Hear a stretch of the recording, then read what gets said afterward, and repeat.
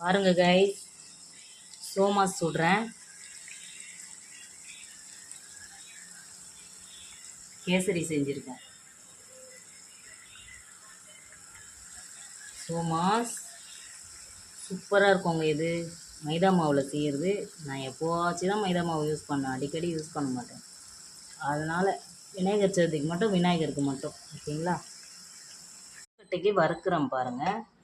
நான் வந்து தேங்காய் சிறுபருப்பு வறுத்து சர்க்கரை அதோடு சேர்த்து மைதா மாவில் கொழுக்கட்டை பிடிப்பாங்க. சூப்பராக இருக்குங்க. இது டேஸ்ட்டு சும்மா வேறு லெவலில் இருக்கும். நீங்களும் செஞ்சு பாருங்கள்.